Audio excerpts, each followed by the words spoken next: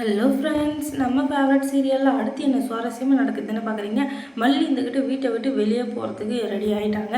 அவங்களெல்லாம் போல் அவங்கள வீட்டை விட்டு மொத்த பேரும் சேர்ந்து சதி பண்ணி வீட்டை விட்டு துரத்திட்டாங்க. இதுக்கான பலனை அவங்க கண்டிப்பாக அனுபவிச்சே ஆவாங்க. ஏன்னா அவங்க பண்ண வேலை அப்படி. அதுக்கு ஒரு கைமாற அவங்க பெரியம்மா வராங்க. வந்தவங்க சும்மா இருப்பாங்களா? என் பொண்ணு வெளியே தள்ளிட்டீங்க, இப்போ எல்லாருக்கும் சந்தோஷம் தானே, உங்களோட இது எல்லாமே வெளியே வரப்போகுது, அதுக்கப்புறம் மொத்த பேரும் கம்பி என்ன போகிறீங்க, அப்போ பார்த்து நான் கை கொட்டி சிரிக்க போகிறேன். அந்த நாள் ரொம்ப தூரத்தில் இருக்குதுன்னு மட்டும் தயவு செஞ்சு நினச்சிடாதீங்க, கிட்டையே இருக்குது. அது எப்போ எப்படின்னு தான் தெரியாது, ஆனால் கொஞ்சம் சீக்கிரத்துலேயே நடக்க போகுது. அதுக்கான வேலை எல்லாத்தையும் நான் பார்த்துட்டு தான் இருக்கேன். அந்த நாள் வர்றப்ப நீங்கள் எல்லாரும் என்னை கை எடுத்து கும்பிடுவீங்க. என்னை விட்டுருங்க விட்டுருங்கன்னு சொல்லிட்டு அன்னைக்கு காட்டுறேன் நானும் என் மல்லி யாருன்ட்டு. அதுக்கப்புறம் என் பொண்ணை கூப்பிட்டு வந்து இந்த வீட்டில் மகாராணி மாதிரி வாழ வைக்கல. அதுக்கப்புறம் என் பேர் அன்னபூரணி இல்லடி அப்படின்னு சொல்லிட்டு சவால் விட்டு வெளியே போகிறாங்க. இந்த கேள்விக்கு இவ்வளோ ஒரு திமிரா. ஆனால் இதெல்லாம் இந்த கிழவிக்கு ஆகவே ஆகாது. இந்த கிழவிக்கும் சரி அந்த மல்லிக்கும் சரி ஏதாச்சும் ஒரு பெருசாக பண்ணணும். இல்லைன்னு வச்சுக்கோங்க, இவங்க ஆட்டம் தாங்க முடியாது, இவங்க பேச்சும் தாங்க முடியாது. ரொம்ப ஓவராக தான் போயிங்கிறாங்க. இவங்க ரெண்டு பேருக்கும் என்ன பண்ணலாம் அப்படின்னு சொல்லி பார்த்தா அந்த கிழவினும் 4 நாளாக போட்டுன்னு போயிடும். அதனால் அந்த கிழவியை விட்டுட்டு இந்த மல்லி என்ன பண்ணலான்னு யோசிங்க. அவள் செத்தாதான் நான் விஜய் மாமாவை கல்யாணம் பண்ண முடியும். அதுக்கப்புறம் நான் இந்த வீட்டில் மகாராணி மாதிரி வாழ போகிறேன் அப்படின்னு சொல்லிட்டு நினச்சிட்டு இருக்கேன். ஆனால் அது எதையுமே காதில் வாங்கல இந்த ராஜேஸ்வரி. ஆனால் மல்லியை தீர்த்து கட்டணுன்றது மட்டும் நல்லா காதில் விழுது. ஏன்னா அவங்களோட டார்கெட் மொத்தமே இப்போ மல்லியை ஒழிச்சு கட்டுறது தானே. அதனால தான். அதுக்கப்புறமா அவளை இப்போ அவள் வீட்டை விட்டு வெளியே தானே போயிருக்கா. இந்த நேரத்தில் அவள் அழுதுட்டு புழுந்துட்டு போனாள். அதனால் அவள் முன்னாடி பின்னாடி கவனிக்காமல் அவளே போய் அடிப்பட்டு இது உண்டதுக்கு நான் என்ன பண்ண முடியும் அப்படின்னு சொல்லி ஏதாச்சும் ஒன்று பண்ணிடலாம் அப்படின்ட்டு கார் எடுத்துகிட்டு வேகமாக போகிறாங்க. அவங்க 2 பேரும் எதுக்காக போகிறாங்கன்னா மல்லியை அடித்து தள்ளிட்டு அவளை போட்டு தள்ளிட்டு அதுக்கப்புறமா நம்ம பாட்டுக்கு போயிடலாம் அப்படின்னு சொல்லிட்டு. அதுக்கப்புறம் சிக்னலில் கார் நிற்காமல் போச்சு, அவளை இஷ்டு போயிடுச்சுன்னு ஏதோ ஒன்று சொல்லி அவள் தப்பிச்சிடலாம் அப்படின்னு சொல்லிட்டு இவங்க பிளான் பண்ணுறாங்க. ஆனால் அங்கே சிசிடிவி கேமரா இருக்கும் அப்படின்றது இவங்களுக்கு தெரியுமா தெரியாது தெரியல. என்னதான் இருந்தாலும் இவங்க 2 பேருக்கு மூளை மங்கி போச்சு இல்லையா. அதனால் அங்கே என்ன இருக்குது ஏது இருக்குன்னு தெரியாமல் இவங்க 2 பேரும் வேகமாக வந்துங்கிறாங்க. அந்த நேரத்தில் அந்த இடத்துக்கு அரவிந்த் வராரு. அரவிந்த் வந்தால் சும்மா இருப்பாரா? அவர் எப்படியாச்சும் மல்லியை காப்பாற்றணும் அப்படின்னு சொல்லிட்டு முடிவு பண்ணுறாரு. ஏன்னா மல்லி பின்னாடி கார் வந்துட்டு அவங்க அழுதுட்டு ஒரு பேகை தூக்கின்னு வந்துருக்குறாங்க. என்ன ஏதுன்னே தெரியல, ஆனால் ஏதோ பிரச்சனைன்னு மட்டும் தெரியுது. அதனால் குடுகுடுன்னு ஓடி கையை பிடிச்சி இழுத்துறாங்க. கார் வேகமாக போயிடுது.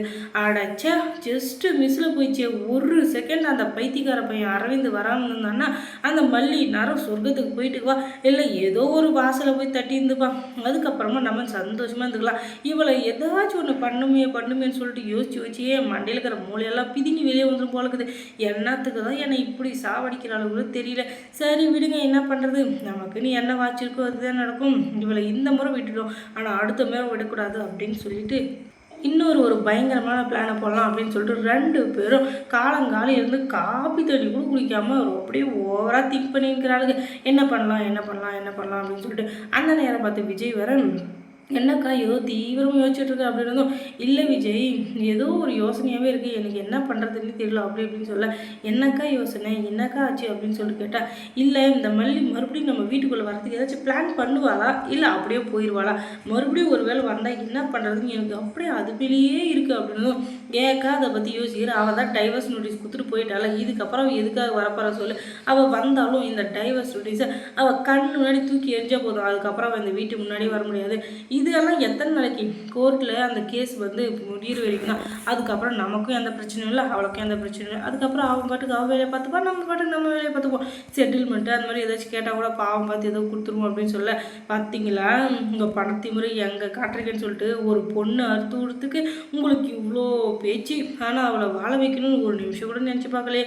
ஆனால் அவள் எவ்வளோ கஷ்டப்பட்டு உங்களை ஜெயிலேருந்து வெளியே கொண்டு வந்தா, அதுவும் இல்லாமல் உங்கள் பிரச்சனை எல்லாத்துலேருந்தையும் வெளியே கொண்டு வரதுக்கு எவ்வளோ பாடுபடுறா.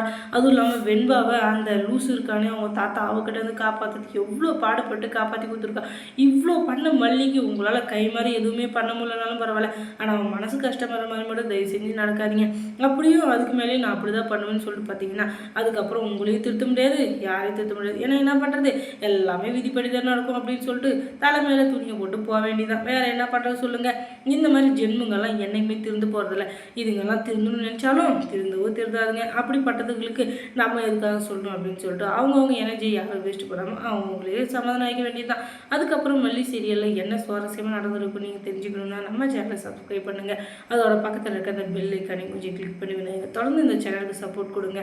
தேங்க்ஸ் ஃபார் வாட்சிங்.